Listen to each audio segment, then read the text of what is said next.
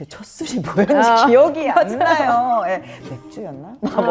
뭐였나? 너의 가장 첫 술이 가장 기억에 남는 술. 네. 그래서 좀 색깔도 과감하게 넣기도 했고 19금 하면 이렇게 되는데 뭔가 재밌잖아요. 네. 근데 심각할 필요 없이 재밌을 수 있는 거. 늘 사람은 플레이풀 해야 되고 되게 조이어스 해야 된다고 네. 생각하거든요. 네. 근데 그 모멘트들이 우리한테 너무 없는 것 같아요. 그러니까 그들이 바뀌는 것보다 내가 바뀌는 게 제일 빨라요. 그래서 받아들여요. 받아들이고 미친 듯이 노력을 하죠. 3스타, 미슐린 3스타에 선정되셨잖아요. 어떻게 이끌어내셨어요? 하나의 목표를 향해서 간다가 이제 계속 온라인을 시켜야 되는 거죠. 트레이닝이 굉장히 명확해야 되고 훈련돼야 되고 그냥 어떻게 보면 군대를 운영하는 느낌인 거죠. 끊임없이 도전하는 거는 인간의 법칙인 것 같거든요. 네. 어디로 가고 싶은지 네. 그거에 있어서 절대 포기하지 않으면 되지 않을까라는 생각을 조금 더 하게 되는 거예요. 온체어 시작합니다. 안녕하세요. 저는 온체어 호스트 박세인 자스민입니다. 오늘은 좀 특별한 분을 모셨는데요. 한국 레스토랑 최초로 미슐린 3스타 선정을 이끌어내시고 한국 프리미엄 주류 시장의 새로운 정의를 하고 계시는 화요의 CEO이자 광주의 크리에이티브 디렉터이신 조희경 대표님 모셨습니다. 안녕하세요. 환영합니다. 네. 저희 보시는 분들에게 소개 한번 부탁드릴게요. 네, 안녕하세요. 저는 화요 그룹의 조희경 대표라고 합니다. 그래서 저희가 안 가지고 올 수는 없어서 네. 19금을 또 가지고 왔는데 사실 저희 인연은 한 7년 전으로 거슬러 올라가는 것 같아요. 7년밖에 안 됐나요? 네, 한 10년, 15년 된 것 같지만 그렇구나, 맞아요. 한 그 정도? 한 8년 정도 된 것 같은데 저희가 그때 함께 운동하면서 맞아요. 청담동 땀을 흘리고 맞아요. 박싱. 네. 그때 정말 제 스튜디오도 아니었을 때 찾아와 주셔가지고 정말 즐겁게 네. 운동했던 걸 기억하는데 또 저희가 이렇게 그러니까요. 만나게 되네요. 세상은 돌고 도는데 돌고 돌 수 있는 인연이 참 잘 없죠? 맞아요. 네. 그래서 저 너무 감사했잖아요. 오신다 그래서 정말 큰 일들, 많은 일들 하시고 계신데 오늘 커리어에 대한 이야기 그리고 저희 이제 세대들한테 또 해주실 말씀들이 많을 것 같아서 같이 이야기할 텐데 먼저 들어가기 전에 저희가 이제 애정템을 가져가 달라고 말씀을 네. 드려요. 그래서 네. 요즘에 대표님을 제일 잘 보여주는 그런 템들 뭐가 네. 있을까요? 몇 가지 가져왔지만 네. 우선 제일 최근에 산 이 네. 클라우드 프로? 네. 이거는 이제 녹음하는 건가요? 네. 녹음하는 이거를 산지 이제 6주 됐거든요. 네. 이거를 사고 만족도가 매우 높아요. 근데 우선 공부하는 걸 좋아해서 강의도 많이 듣지만 네. 이제 혼자 뭐 운전을 하거나 혼자 공간에 있을 때 그 소리를 스피커로 켜놓고 이제 이거를 키면 네. 또 정리를 해주다 보니까 그런 것도 되게 좋고 좀 웃긴 건데 대표는 스트레스가 많습니다. 어머 괄사 이거 정말 너무 좋아요. 쿠팡에서 샀는데. 근데 너무 귀엽고 색깔이 너무 이쁜데요? 네, 색깔이- 만 원도 안. 제 성격이 이렇다 보니 핑크 너무 안 어울리게 보이는데 이런 거 들고 다니고. 네. 이거는 일기를 좀 막 이렇게 때가 많이 묻었지만 맨날 들고 다니면서 그 모든 거를 좀 한 곳에 모아두자라는 게 있어서 이거를 다시 저널을 다시 시작했습니다. 그래서 올해는 좀 매일매일 쓰고 있어서 이게 좀 저한테는 되게 중요하고 이거는 이제 이건 뭐예요? 힐리라는 아이템인데 저희 몸 자체가 수분으로 이루어져 네. 있잖아요. 그래서 이거를 이제 밴드를 차고 이걸 이렇게 꽂는거든요. 네. 그러면 이제 프로그램이 여러 가지가 있어요. 어머. 그래서 이거를 이제 장기를 경락한다든지 아니면 내 몸을 순환하는 뭐 네. 주파수를 돌려서 이렇게 프리퀀시 트리트먼트. 그래서 프리퀀시구나. 이거를 늘 이렇게 차고 있으면 다들 여기서 어디 아프세요? 네. 심장이 안 좋으신가요? 네. 이러는데 이거 조금 컨버세이션 도구로서도 조금 어쩔 때는 좋은 것 같고. 뭐 싱잉볼 이런 걸 다 들고 다닐 순 없으니까 그쵸? 매일 네. 이렇게 할 수 있는 네, 게 그래서 자꾸 이제 저의 심신을 다스리는 물의 이 흐름을 다스리는 걸 좀 요즘엔 이거. 자기 관리 템들이 굉장히 많으신 것 같고 네. 또 나를 돌아볼 수 있고 내가 조금 더 디벨롭하고 자기 개발을 할 수 있는 또 아이템들인 것 같아서 대표님의 삶이 얼마나 치열하고 또 많은 것들을 고민하고 계신지 또 나를 관리하기 위해 얼마나 힘을 쓰시는지를 볼 수 있었던 템들인 것 같습니다. 저희가 이제 커리어에 대해서 이야기를 할 텐데 시작할 때 저희가 신업처럼 커리어의 신업을 요약을 해달라고 말씀을 네. 해드려요. 그래서 이제 제가 팔로우업 질문들을 해드리겠지만 앞전에 조금 대표님의 커리어를 한번 말씀해 주실 수 있을까요?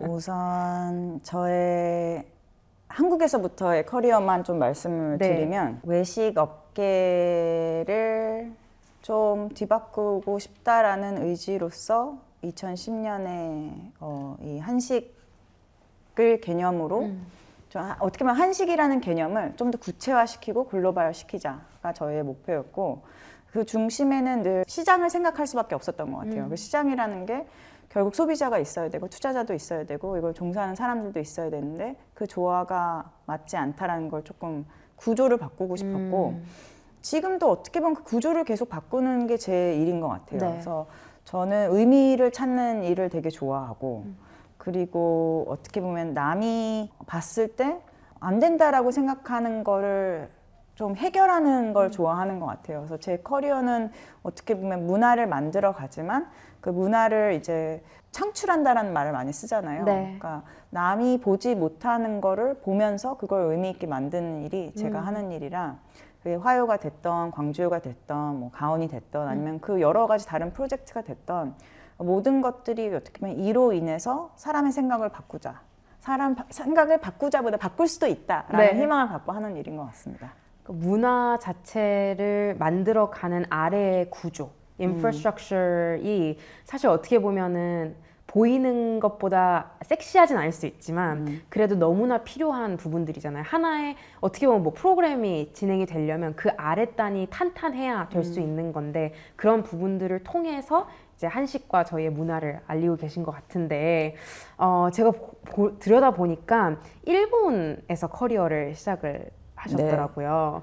그래서 광주요에 들어가시기 전에 이제 PR, Sales 이쪽으로 먼저 가셨는데 그 길로 가게 된 계기, 내가 이쪽 비즈니스 안에서도 이쪽을 조금 더 도전해보고 싶다라는 생각을 어떻게 하게 되셨는지 궁금했어요.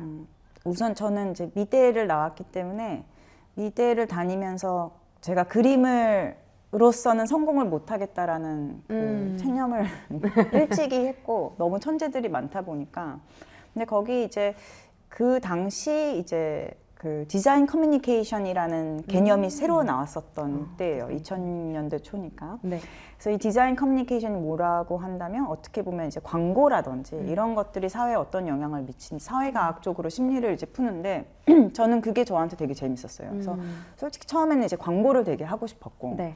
근데 광고를 하고 싶었는데 일본에 가서는 어떻게 하다가 인공위성 IT 회사에 들어가서 1년을 다녔는데 너무 재미가 없어서 이제 그 PR 쪽으로 옮기게 됐죠. 근데 대학교 다닐 때도 계속 인턴은 이벤트 회사 이런 데서 네. 했었던 것 같아요. 근데 워낙 어릴 때부터 손님이 많이 오는 집이었기 때문에 네. 식기를 계속 보여드려야 되고 손님을 대접해야 되는 그런 집안이었기 때문에 또 아버지가 경상도 분이시라서 손님 맞이를 매우 좋아하십니다. 그래서 그게 저한테는 되게 낙이었던 것 같아요. 네. 네, 누구를 위해서 준비하고 남이 좋은 시간을 갖는 거를 보면서 되게 흐뭇해하는 게. 네. 그러니까 그 사실 20대 친구들 혹은 30대도 똑같이 어떤 길을 가야 되지를 굉장히 많이 고민하는 것 같은데 제가 이걸 들으면서 생각이 든 거는 어떤 환경에서 자라왔는지도 힌트가 될 수가 있다. 내가 뭘 하는 거에 대해서 내가 뭘 잘하는지 그게 어떻게 보면 내재될 수 있는 거잖아요. 그리고 뭐가 더 편한지 그래서 내 길을 찾을 때 내가 어떤 환경에서 또 살아왔고 내가 뭐 대학교 때나 이럴 때 인턴이 어디로 마음이 가는지 보는 것도 되게 중요할 것 같다라는 맞아요. 생각이 드네요. 근데 뭐 한국에서 특히 얘기하는 특수충이라는 게 있잖아요. 네. 뭐 어떻게 보면 대치동망 막 이런 것처럼. 그러니까 저는 지극히 이제 어떻게 보면 복을 많이 받은 네. 환경에서 자랐기 때문에 또 저는 그럴 수 있지만 또 요즘 이렇게 보다 보면 뭐 어떻게 보면 환경이 어떻든 간에 되게 불안한 환경에서 모두가 꿈을 찾아야 되는 조건이다 보니까 거기에 있었을 때 환경에 의지하는 게 얼마만큼 어떻게 보면 효율적일까라는 생각도 저는 하거든요. 저한테는 이제 조카가 6명이 있고 이제 이들이 대학교 1학년부터 뭐 네. 초등학교 1학년까지 있다 보니까 얘네들의 2, 3년의 갭이 생활이 너무 다르더라고요. 네, 그렇죠. 그래서 그런 시대에서 이제 예측 불가능한 앞으로의 5년, 10년을 바라봤을 때 내 꿈을 찾는다라는 거는 어떻게 보면 끊임없이 도전하는 거는 인간의 법칙인 것 같거든요. 네. 그래서 환경을 내가 바꿀 수 있다라는 자신을 갖고 이 자주 변하는 환경에 적응해 나가는 게 앞으로는 내가 어디서 왔다라는 것보다도 내가 어디서 왔음을 그냥 기반으로 깔고 어디로 가고 싶은지 네. 그거에 있어서 절대 포기하지 않으면 되지 않을까라는 생각을 조금 더 하게 되는 것 같아요. 네. 맞아요. 제가 다음으로 질문하고 싶었던 부분이 딱 그 부분인데 네. 그 산업에 계시다가 어떻게 보면 외식업으로 오신 거잖아요. 들어오시면서 이제 레스토랑트 인더스트리에 들어오셨는데 너무나 뭐 다르면 다르고 뭐 사람들 만나는 거야 있지만 굉장히 다른 산업이었을 것 같아요. 그래서 적응을 하셔야 됐을 것 같은데 어떤 부분을 좀 적응하셨어야 됐고 그때 제일 의지했던 적응할 수 있었던 방법이 있을까요?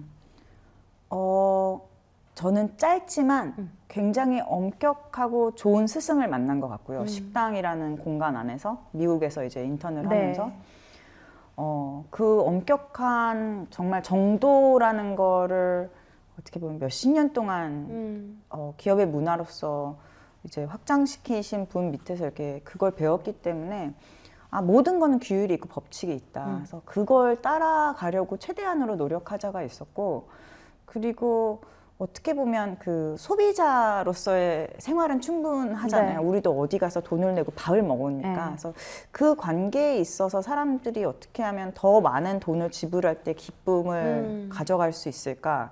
그리고 제가 이제 처음에 식당을 시작할 때는 지금과 같이 뭐 흑백 요리사다, 뭐 네. 셰프라 이런 단어가 없다 보니까 여기에 종사하는 사람들이 이 업을 전문직으로서 느끼게 해주려는 환경이 뭘까를 좀 비즈니스 엔바이러먼트부터 셋업하는 게 제일 우선이었던 것 같아요. 네. 그래서 한식이 레스토랑이 될 수 있다. 레스토랑이 왜 한식이 될 수 있는지부터 이 개념을 계속 만들어 나가는 거였기 때문에 저 역시도 이게 모두와 함께 적응을 해 나가면서 이제 안착시키는 게 제일 저한테는 가장 쉬웠던 길.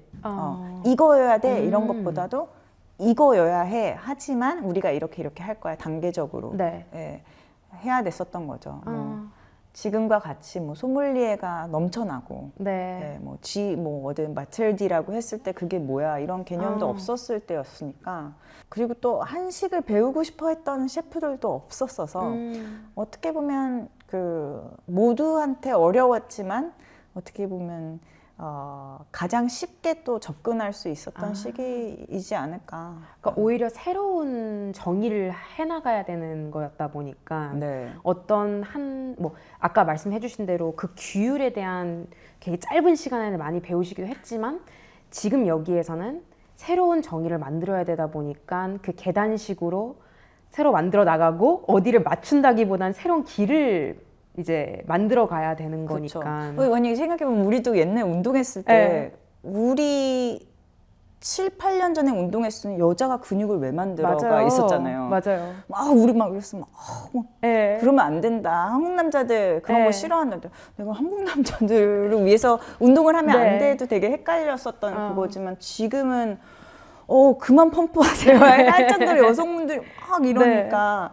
근데 그게 왜 그랬지라는 흐름을 보다 보면 결국에는 이제 운동이라는 개념을 이제 그 어떻게 보면 파이어니어로서 이제 스스로 코칭하시는 분들도 계셨고 컨텐츠로서도 이제 피지컬 100이라는 것도 굉장한 도움을 많이 줬었고 그러니까 여러 가지 것들에 있어서 이제 시장이 형성이 되는데 늘 이제 어떻게 보면 이게 한 곳으로 왜 모아지냐가 제일 어려운 거니까 그러니까 그게 좀 어려운 것 같아요. 근데 지금도 어떻게 보면 한국이란 나라가 되게 어떻게 보면 소비자들이 적응력도 빠르고 제가 봤을 때 되게 예민한 소비자이다 보니까 내가 경험했던 거를 내재화 시키면서 그 다음 걸 경험하기보다 경험을 하면서 계속 경험을 하는 것 같거든요. 그래서 운동을 그렇네요. 하다가 갑자기 요리가 핫해. 그래서 요리를 다 하다가 요리보다 요즘은 노래야. 이러면 노래로 다 가다가 이렇게 되다 보니까 결론적으로는 그럼 당신이 제일 좋아하는 게 뭐야? 라고 했을 때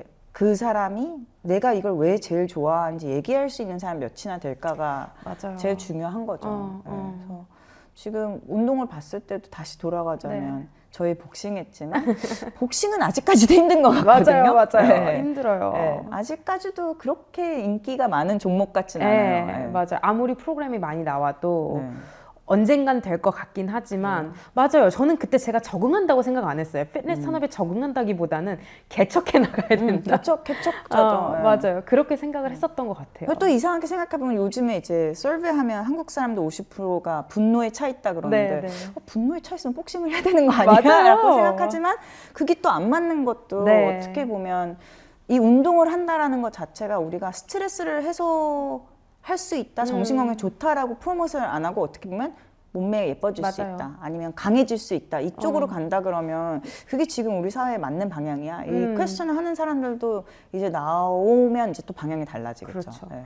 사실 대중이 어떻게 생각하는지 뭐에 프라이어리티를 두고 어떻게 특히 한국은 어떤 세대의 흐름이 있는지에 따라서 굉장히 많이 바뀌긴 하는데 사실 3스타, 미슐린 3스타에 선정되셨잖아요.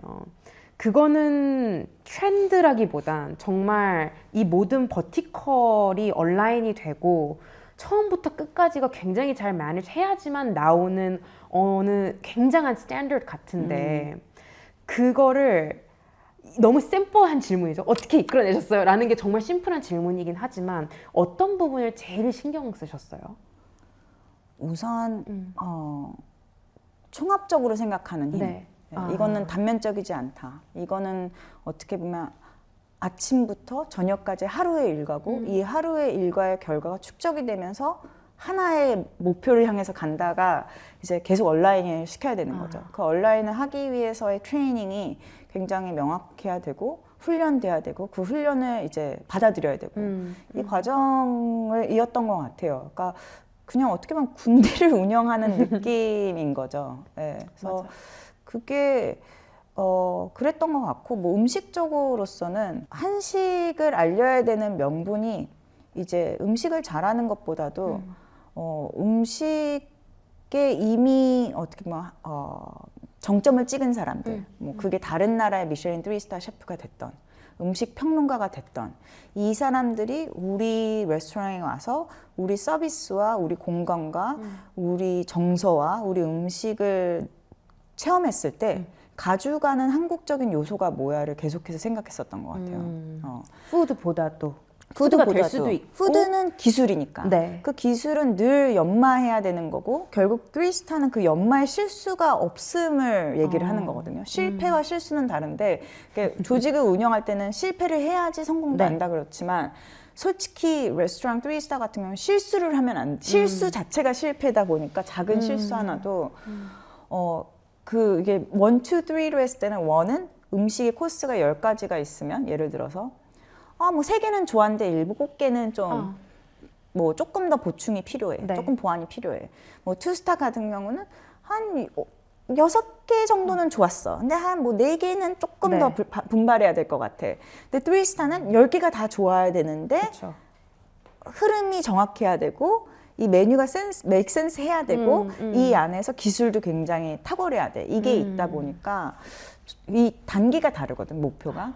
그러니까 아까 말씀드린 것처럼 그 조직의 역량을 어떻게 키울 것이냐인 거니까 그게 제일 힘들었던 것 같아요. 왜냐면 그 해외 이제 미슐린 3스타 같은 경우를 보면 너무나 그 당시는 이제는 좀 시장이 달라졌지만 너무나 많은 경험이 많은 셰프들이 이미 프로들이 모여서 베스트를 지향하는 베스트 팀인 거죠.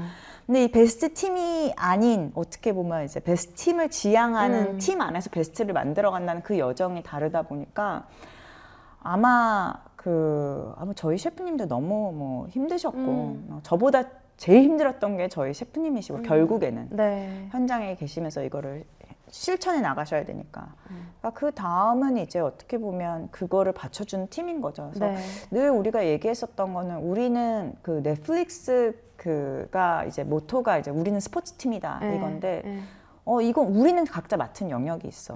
그래서 진짜 너무 어쩔 때는 제가 답답해서 어느 한때 진짜 한 몇 주 고민하다가 큰 이런 전지를 가지고 와서 아예 다이어그램을 그렸어요. 그러니까 네. 직원이 몇 시에 출근을 해서 얘가 하는 일이 뭐 문을 연다, 불을 킨다, 불을 킨다면 뭘 한다. 그다음 그 다음에가 오는 건 왜? 그러니까 이게 다 연결고리해서 이게 얘가 이걸 안 하면 그 다음이 없다라는 거를 좀 알려주기 위해서 그거를 하나로 그렸거든요. 네.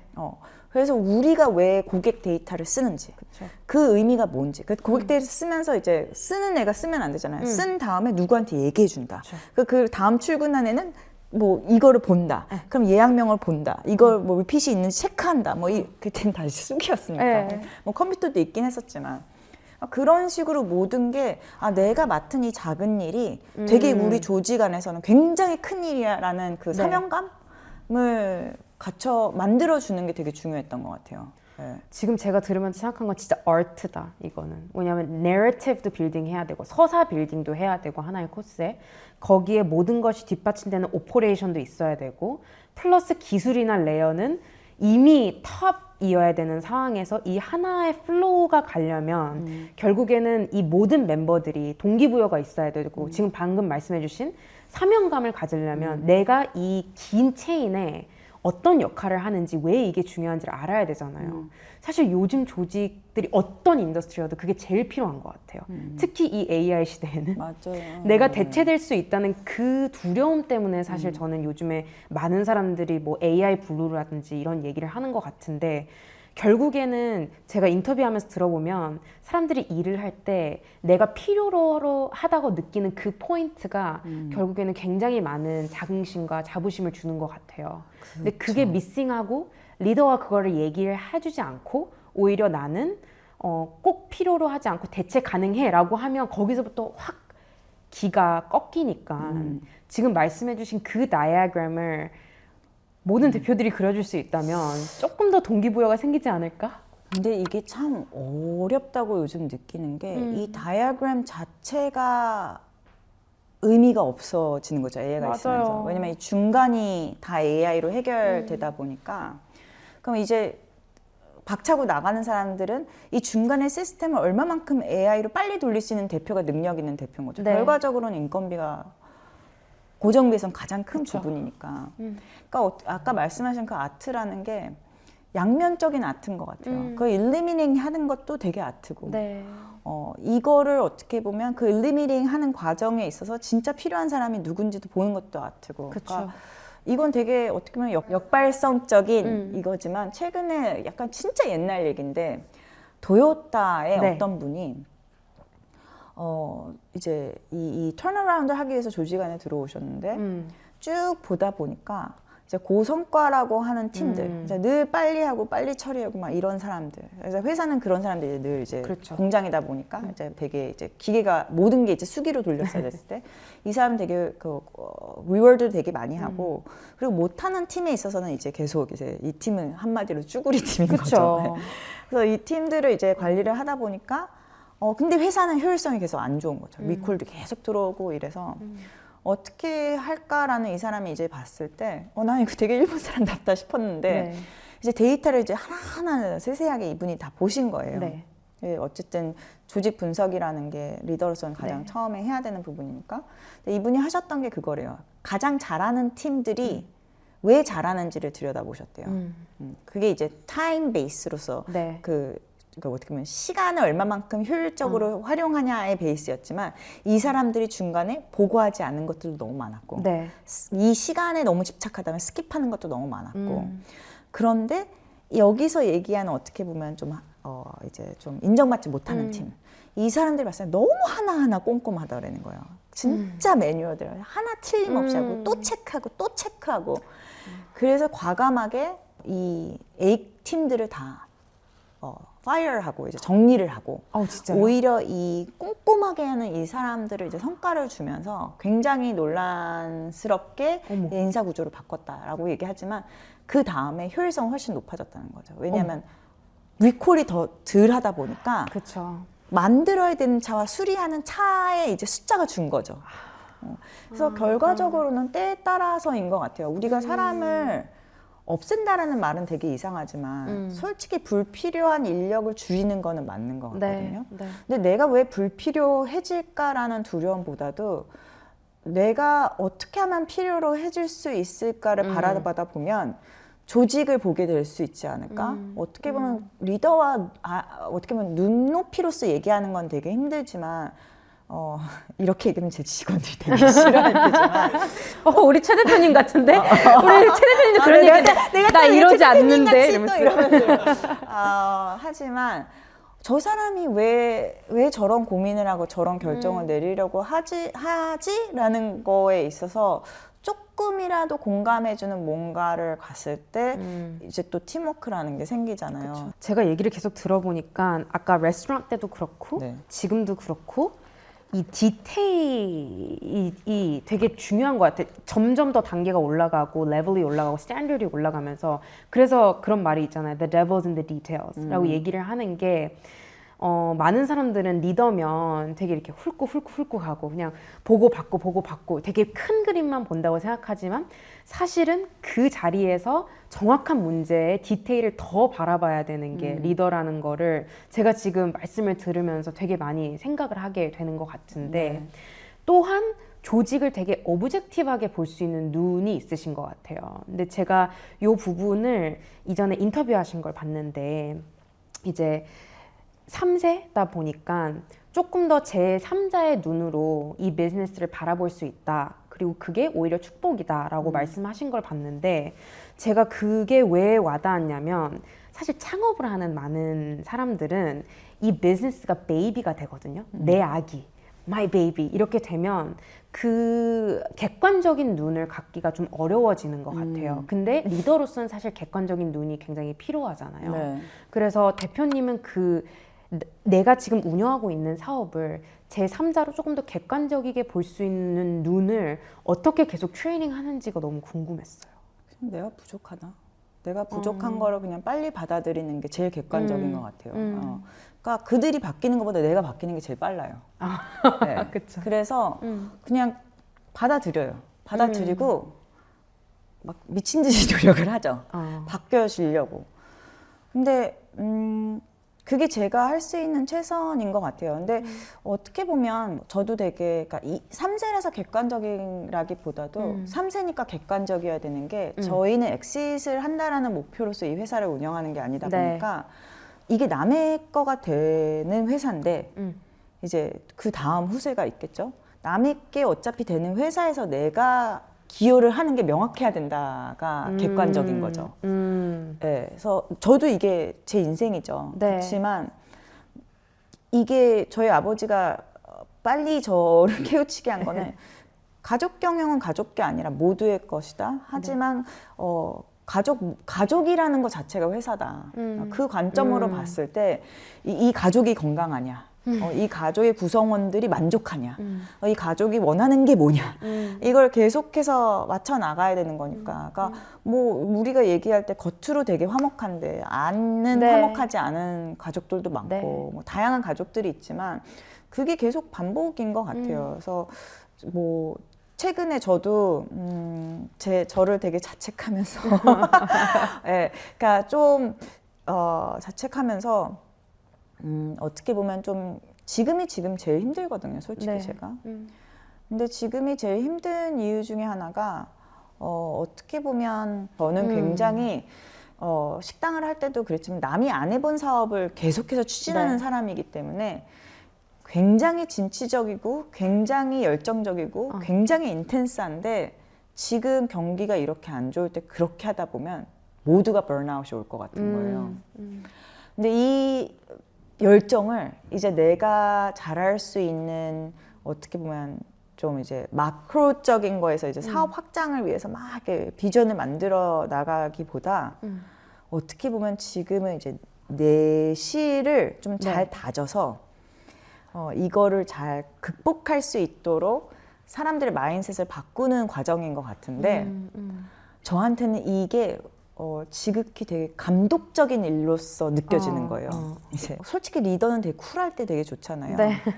그래서 제가 이게 너무 이렇게 열정이 넘치다 보니까 답답함에 있어서 이제 이 감정이 올라오는 걸 컨트롤하는 게 가장 저한테는 힘들긴 해요, 솔직히. 네. 근데 그게 나한테 조금 어떻게 보면 지금 되게 성장하는 과정이구나. 네. 예, 내가 이걸 넘어서야 되겠다. 그러면서 저도 이것저것 책을 보다 보니까 이제 그 짐 컬린스라는 책, 그 위대한 기업으로 가는 네. 그 책에서 레벨 4와 레벨 5의 리더를 얘기를 하는데 저는 어떻게 보면 뭐 남이 안 그럴 수도 있지만 레벨 4로 지금 계속 일을 해왔던 거죠. 네. 그러니까 뭐 그 레벨 4는 뭐 창업가 분들이 막 스티브 잡스처럼 막 이 사람이 없으면 조직이 안 돌아오고 네. 굉장히 막 이렇게 추진력이 좋고 막 이런 느낌으로 가는데 지금은 레벨 5 진짜 진정한 리더.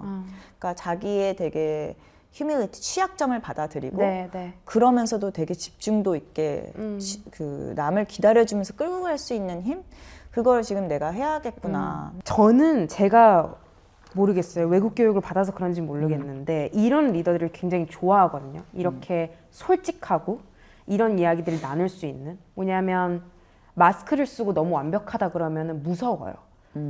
저는 대화와 소통이 안 될 것 같고 실수 하나 안 하는 사람 같으면 너무 무서울 것 같아요. 근데 회사 내에서는 누구나 같이 맞아요. 저도 제일 가까운 사람이 익숙하다 보니까 네. 칭찬을 하기보다 지적을 많이 하고요. 네. 그리고 회사에 늘 이렇게 예쁘게 하고 나타나지 않고요. 근데 저 아까 그 감정적이라든지 이런 네. 얘기를 하면서 제가 이번에 테일러 스위프트 인터뷰를 봤는데 이렇게 얘기를 하더라고요. 남자들이 하면 전략적, strategic. 여자가 하면은 교활함, calculated 이렇게 보는 시선이 있다. 근데 지금 계신 업계 그리고 애셨던 산업 그게 외식업이든 주류든 사실 남성들이 굉장히 많은 산업이잖아요. 그 안에서 여성으로서 리더가 된다는 것이 사실 전 잘 가늠이 안 가요. 그래서 그 안에서의 어려움은 없으셨는지 그리고 지금 느끼는 것들이 저는 사실 여성 리더십이란 단어가 있는 게 좋은지 아닌지도 모르겠어요. female leadership이 득인지 실인지 모르겠지만 대표님이 느끼셨을 때에 정말 이 부분은 제가 사심가득이거든요. 너무 궁금하고. 근데 힘들죠. 왜냐하면 저희 나라 자체가 지금 대기업에서 여자들이 임원 단행에 4%? 네. 거의 17년 걸린다 그러는데 뭐 남자들도 그렇지만 그게 어떻게 보면 어쩔 수 없는 환경이고 달라지려고 모두가 의식은 하고 있으니까 언젠가는 달라질 거고 그리고 또 이전과 달리 이제 여자는 꼭 결혼을 해서 그 엄마가 되어야 된다라는 그 의식이 조금은 사라지다 보니까 바뀔 것 같은데 네. 그럼 여자가 저도 그렇지만 내가 엄마였으면 훨씬 인내심이 많았을 것 같다라는 생각이 들긴 하거든요. 네. 그렇게 했을 때 여성의 나의 모성애는 어디까지 나오면서 남자와의 캐릭터가 뭐가 달라질 수 있을까? 저도 고민을 되게 많이 하는데 이게 여자의 문제보다도 남자들도 되게 불쌍하다고 느껴요. 왜냐하면 나는 똑같은 룰로서 계속 남자들과 체면 싸움을 하고 있는데 네. 자꾸 여자애들이 똑똑해지고 자꾸 여자 인구도 많아지고 나보다 잘하고 근데 남자의 본능이 여자한테 잘 보이고 싶은 건 달라지지 않잖아요.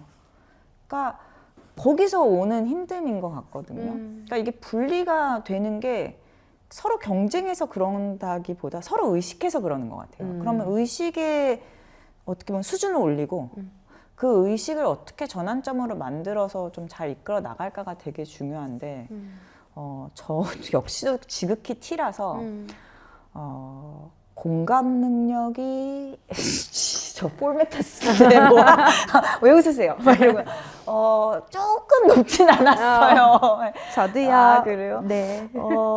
근데 그게 나의 방어 기제일 수도 네, 있다라는 생각을 하거든요.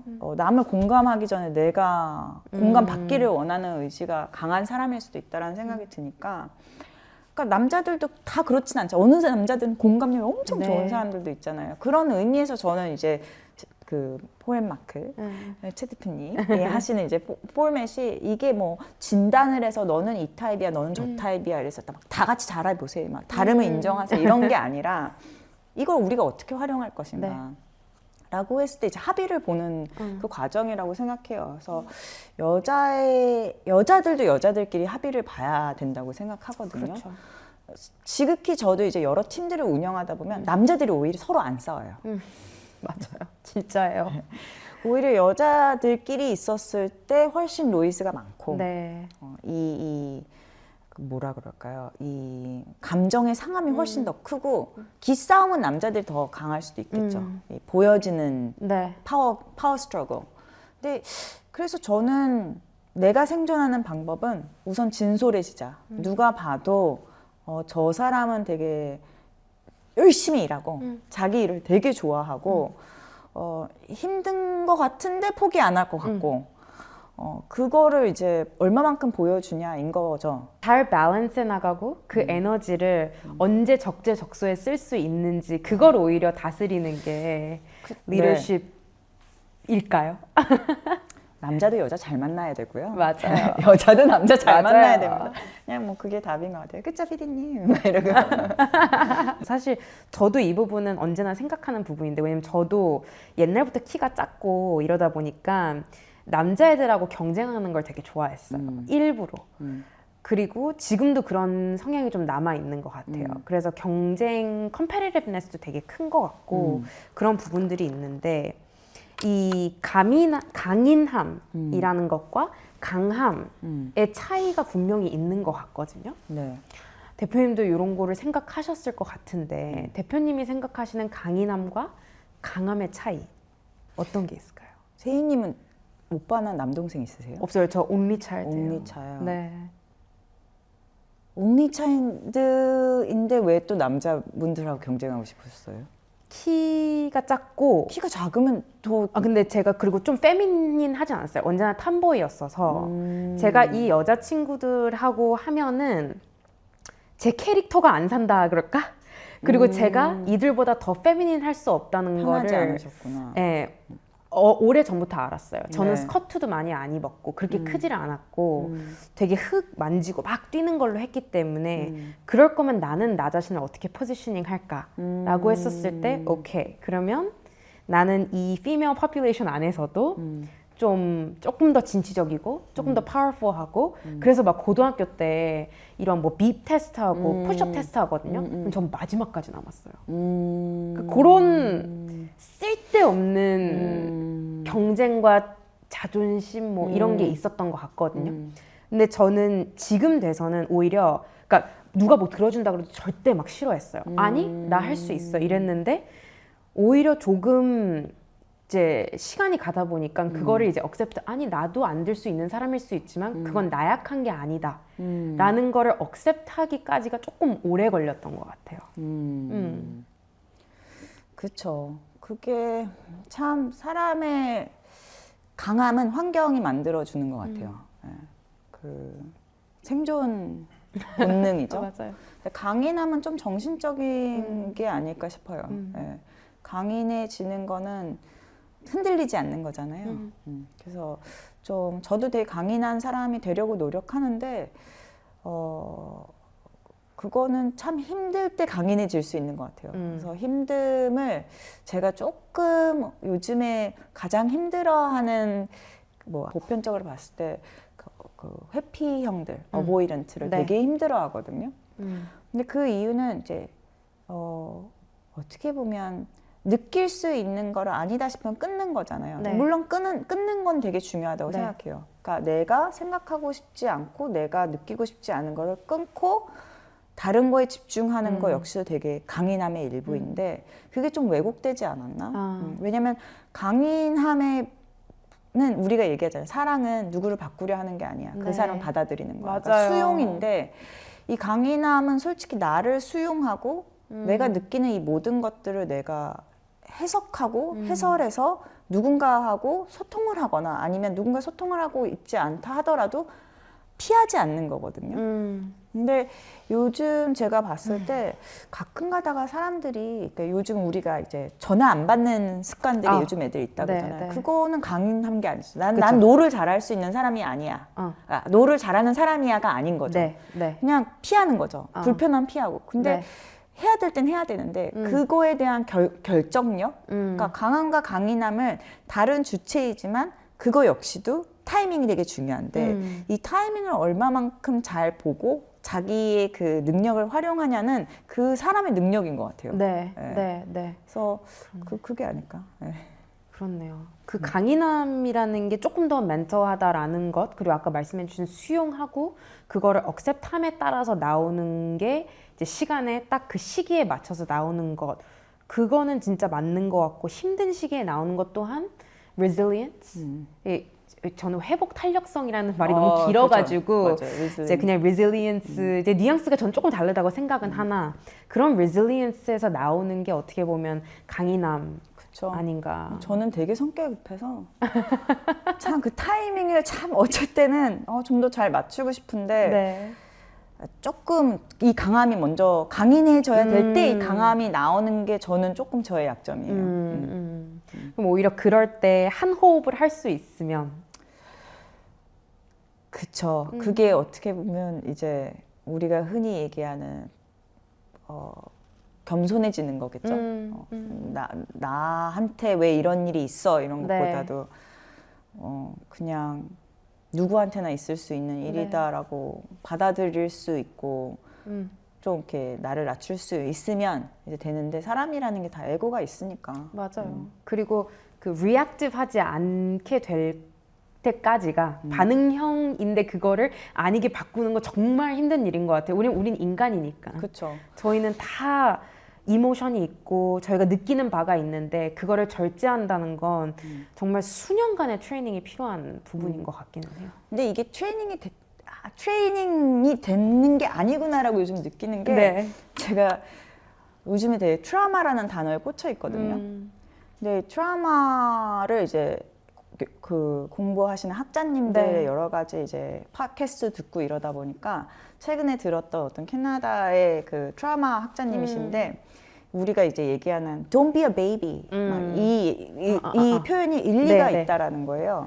왜냐하면 너 애기처럼 굴지 마라고가 아니라 이제 어떻게 보면 사람은 모든 트라우마는 아이일 때 있대요. 그쵸. 뭐 내가 울었는데 엄마가 나한테 오지 않았어. 아니면 아니면 내가 배고팠는데 밥을 주지 않았어. 그쵸. 뭐 여러 가지 것들 있잖아요. 그래서 그 느낌이 본능적으로 사람한테 느껴졌을 때 이게 어쩔 수 없이 나오는 것들이 이제 트라우마인 거죠. 그러니까 트라우마는 지극히 신체적인 거고 그리고 이거에 있어서의 사람이 그 느낄 수 있다라는 거는 어쩔 땐 불가능한 일이다. 맞아요. 그래서 그 얘기를 해주시는데, 그러니까 아이 애처럼 굴지 마라는 건 어떻게 보면 되게 자기 비하잖아요. 그쵸. 누군가의 인격을 되게 너 왜 이렇게 애처럼 구니? 막 이건데 Don't be a baby라고 했을 때 그거를 내가 어릴 때 어떤 트라우마가 있어서 이렇게 되지라 그러면 그건 조금 나한테 여유를 줄 수 있는 거니까 저도 요즘에 이제 급해지려고 그러면 내가 왜 급해졌지? 내가 왜 이렇게 됐지? 이거는 나일 수도 있지만 아까 얘기한 환경 때문에 내가 이렇게 된 걸일 수도 있어. 그렇지만 나는 이제 어른이 돼서 내가 환경을 바꿀 수 있잖아. 그쵸. 그러면 저는 이제 빠른 운동들을 안 하기 시작했거든요. 발레를 뭔지 해볼까? 알아요. 네. 요가를 해볼까? 이러면서 이제 템포를 바꾸는 거죠. 저도 한창 엄청 고강도 운동만 하다가 다 없앴어요. 그냥 걸어요. 맞아. 어차피 걸어도 빨리 걷거든요. 저도 성격 급해서 확 가요. 근데 그걸 즐기고 그 숨을 고를 수 있는 그 모습의 저가 너무 좋더라고요. 왜냐면 다른 때는 너무 공격적이니까 그렇지 않는. 그렇게 공격적이신가요? 안 그렇게 보이던데? 제가 저번 미팅 때 약간 공격적으로 얘기했어가지고 또 약간 찔리네. 모두를 위한 효율을 위해서 좀 한 건데 또 좀 안타깝네. 여튼 그래서 조금 그런 저의 모습을 찾아가려는 것도 그러면 이제 그 베이비 스테이지에서는 그때는 인트로스펙션을 못 하잖아요. 나를 돌아볼 수 없고 그걸 멈추진 못하니까 조금은 덜 베이비가 되었다라는 생각으로. 그쵸. 다 애송이죠, 뭐. 맞아요.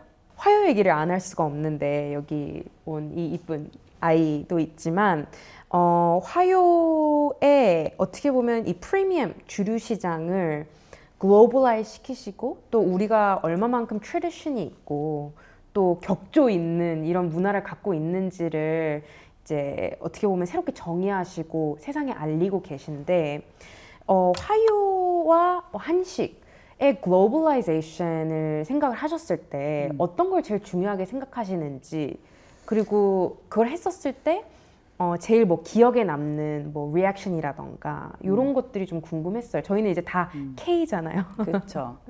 모델 방식이 다를 수밖에 없다라는 네. 걸 받아들여요. 그래서 어떻게 보면 진정성과 투명성이 얼마만큼 한식이야, 얼마만큼 전통이야, 얼마만큼 이래라고 했을 때 이제는 플랫폼도 너무 많아지고 자기 표현을 너무 각자 나름대로 하기 때문에 그거를 뭐라고 할 수는 없는 것 같아요. 네. 그러니까 어떻게 보면 뭐 아티스틱한 아티스트가 있고 아티스트가 아닌데 아티스트인 사람들도 있고 아티스트가 되고 싶어하는 아티스트도 네. 있고 뭐 여러 가지가 있잖아요. 그러니까 아까 아트란 네. 단어를 쓰셨기 때문에 그러니까 이거 역시도 어떻게 보면 한식의 무브먼트가 계속 있는데 저희는 늘 한 가지 우리의 중심을 지키자. 그래서 이게 얼마만큼 한식의 테크닉을 기반으로 하고 있고 그리고 이거를 만드는 사람이 얼마만큼 자기의 스토리를 담아내느냐가 중요하거든요. 그러니까 이걸 만든 이유 중에 하나도 어떻게 보면 이제 첫 경험이 중요하다 네. 보니까 그러니까 19세에 경험할 수 있는 가장 첫 술이 기억에 남았으면 좋겠다는 거거든요. 이게 화요여야 되기보다 나도 제 첫 술이 뭐였는지 기억이 안 나요. 예, 맥주였나? 뭐였나? 이게 기억이 안 나는데 요즘 들어서 제일 저한테 안타까운 거는 더 내 인생을 많이 기억했었으면 좋았을 텐데 왜 그렇게 이렇게 특별하다고 생각하지 네. 않아서 이렇게 많은 것들이 가물가물 기억나는 게 참 아이디어를 낼 때 안타까워요. 예. 그래서 이거의 핵심은 그거였던 것 같아요. 네. 너의 가장 첫 한국 술이 가장 기억에 남는 술. 네. 그래서 좀 색깔도 과감하게 좀 넣기도 했고 여러 가지 측면에 있어서 그리고 19금 하면 이렇게 되는데 뭔가 재밌잖아요. 네. 근데 심각할 필요 없이 예, 그렇게 재밌을 수 있는 거. 예, 그러니까 늘 사람은 playful 해야 되고 되게 joyous 해야 된다고 네. 생각하거든요. 네. 근데 그 모멘트들이 우리한테 너무 없는 것 같아요. 맞아요. 그러니까 저는 그 친구들이 아무리 안 먹는다고 해도 뭔가를 셀러브레이트하고 뭔가를 이렇게 축하할 때는 그런 뭐라 그러지 하나의 도구가 있는 것 같거든요. 그래서 아까 말씀 주신 왜 술을 먹는지 그 친구들이 사실 술을 안 마실 때 뭐 하고 있는지라고 하면 저희가 제일 우려되는 거는 핸드폰을 하고 있다라는 것 때문에 이 모든 사실 밀레니얼과 그 윗세대들이 얘기를 할 때는 그거를 사실 건강도 중요하지만 소셜라이징을 많이 안 한다라고도 하는데 그런 자리에 기억할 만한 하나의 동행할 수 있는 도구이자 뭐 conversation starter이 될 수 있고 기억을 할 수 있는 그때를 기억할 수 있는 하나의 이렇게 토템 같은 그런 느낌이 오버 드링킹을 하는 게 아니잖아요. 그렇죠. 사실. 그리고 또 한 가지는 제가 이 일을 오래 하면서 외국 사람들 많이 접하다 보면 아직까지도 화요 외국 손님들한테 선물하면 너무 좋아하세요. 이 얘기를 되게 많이 해요. 한국 분들한테는 선물 안 하세요? 제가 이렇게 얘기를 하거든요. 근데 그걸 보다가 가온을 하면서 되게 참 기이한 에피소드 중에 하나가 이제 젊은 남자들이 와서 밥을 먹고 영수증 사진을 찍어서 인스타에 올리더라고요. 아, 그렇죠. 나 플렉스했어. 이거죠. 근데 저는 지극히 물질적인 사회를 좀 비판적으로 보는 것 같아요. 왜 프리미엄이라 그래서 꼭 비싸야 되고 그리고 명품이라는 것 자체가 왜 사회 위치를 표현해야 되고 그리고 그게 없으면 왜 취향이 안 좋은 거고 네. 솔직히 명품에 둘러싸여 이제 취향 안 좋은 사람 너무 많으니까 근데 저는 선물 그 뭔가를 준다라는 개념을 좀 바꾸고 싶었던 것 같아요. 그래서 뭐 얘도 솔직히 10,000원 초반대인데 11,000원, 12,000원 이런데 이거는 누군가한테 19살 때 선물 줄 수 있잖아요. 맞아요. 내가 시속식 소주야. 야, 여기 있어. 뭐. 여기서 생일 맞아. 축하해 이러면서 주면 누가 기억하겠어요. 네. 그렇지만 명분이 있잖아요. 선물은 결국 명분이 있는 거를 그 사람이 감동받고 기억할 수 있게 주는 거거든요. 네. 그래서 오늘 제 6명의 세 번째 조카가 오늘 생일이에요. 어머! 축하해. 축하! 이제 그 녀석이 중2인데 재밌는 친구예요.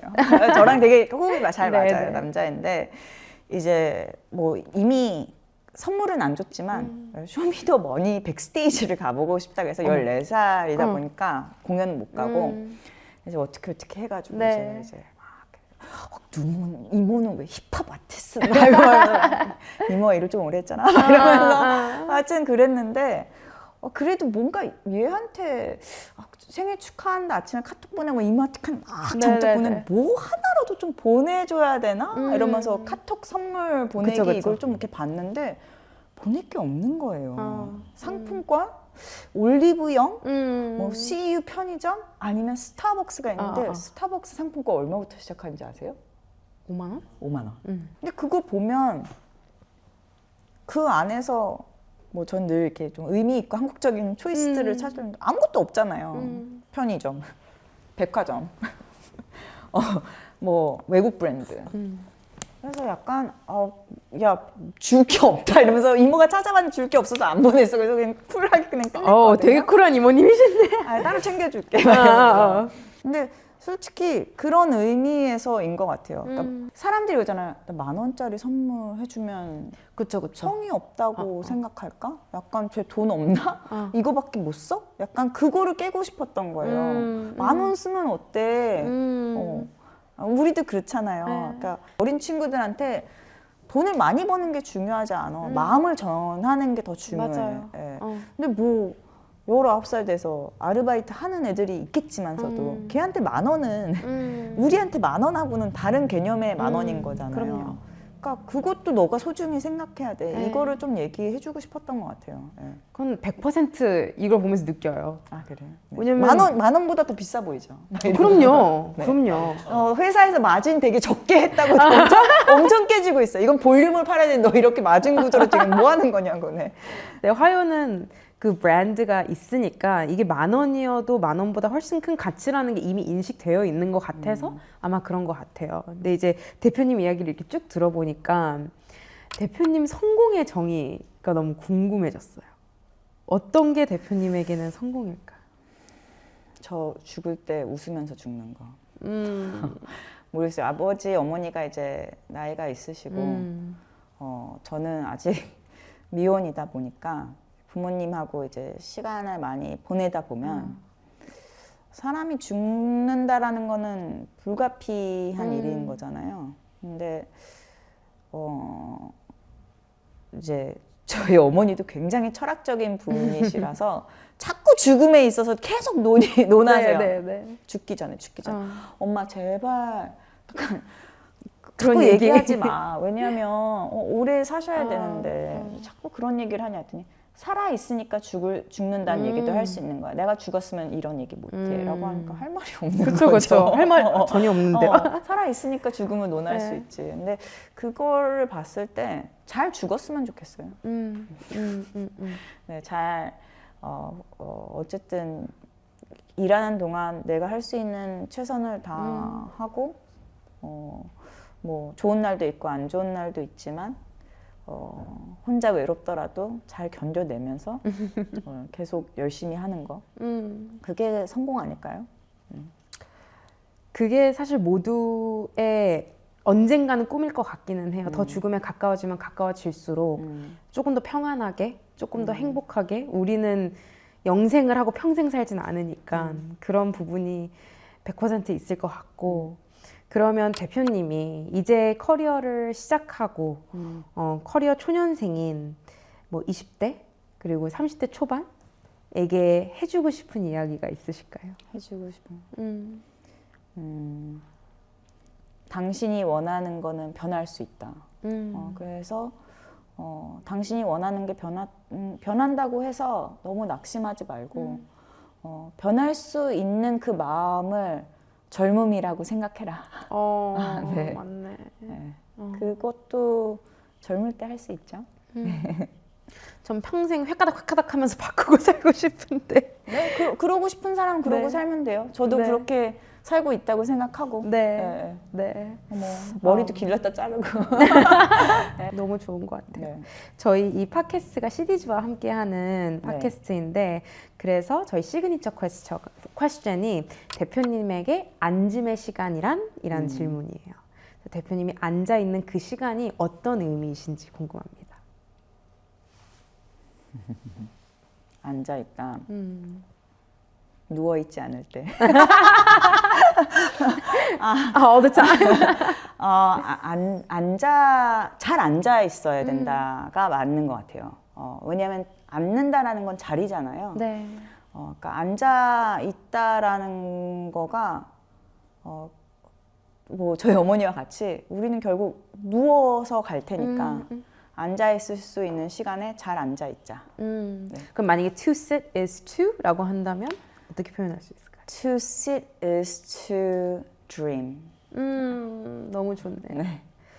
그 우리가 삶을 살면서 정말 잘 앉아 있고 꿈을 꿀 수 있다는 것 자체가 맨날 우리가 컴플레인 하기도 하지만 정말 감사한 일인 것 같아요. 네. 네. 꿈꾸는 앉아 있는 자세.